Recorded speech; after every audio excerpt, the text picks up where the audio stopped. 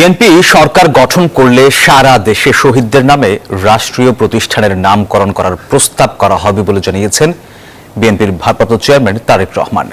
গণঅভ্যুত্থানে পঙ্গুত্ব বরণকারীদের উন্নত চিকিৎসা দিয়ে স্বাভাবিক জীবনে ফেরানোর পরিকল্পনার কথাও জানান তিনি। দুপুরে জাতীয় প্রেস ক্লাবে আমরা বিএনপি পরিবার আয়োজিত অনুষ্ঠানে যোগ দিয়ে তিনি এসব কথা বলেন। ছাত্র জনতার গণঅভ্যুত্থানে আহত হয়েছেন অন্তত 25,000 মানুষ। অনেকে পঙ্গুত্ব বরণ করে চিকিৎসাধীন রয়েছেন এখনো। আহত এসব পরিবার আর নিহতদের পরিবারের পাশে দাঁড়িয়ে ধারাবাহিকভাবে সহযোগিতা করছে আমরা বিএনপি পরিবার।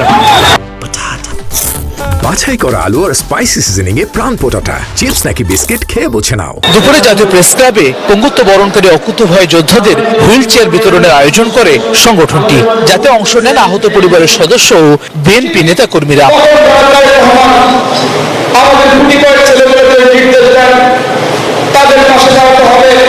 অনুষ্ঠানে বিএনপি নেতারা বলেন, গণঅভ্যুত্থানে আহত এবং নিহতদের পরিবারের পাশে থেকে কাজ করছেন তারা। কথা বলেন প্রধান উপদেষ্টার ভাষণ নিয়েও। যদি একটা কাজের পিছনে আন্তরিকতা, যদি তাগিদ থাকে, সত্য তাগিদ থাকে এবং আমাদের কাজ যদি ন্যায়ধর্মী হয়, সত্যধর্মী হয়, আমাদের কাজের মধ্যে যদি ন্যায্যতা থাকে, সেই কাজ কোনোদিন ব্যর্থ হতে পারে।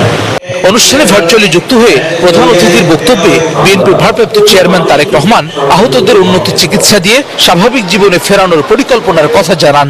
তারা দেশের জন্য, আমরা যারা আছি আমাদের জন্য তারা যে আত্মত্যাগ করেছেন, আমাদের কর্তব্য, আমাদের দায়িত্ব এই মানুষগুলোর পাশে যতটুকু সম্ভব দাঁড়ানো।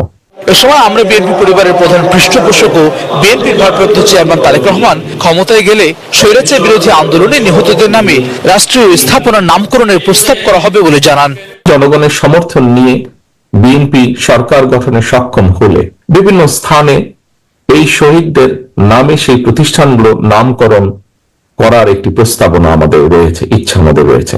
দলমত নির্বিশেষে সবাইকে আহত এবং নিহতদের পরিবারের পাশে থাকার আহ্বান জানান তারেক রহমান। সকলে যদি সকলের সহযোগিতায় এগিয়ে আসে। হাসান ওয়ালি, নিউজ 24, ঢাকা।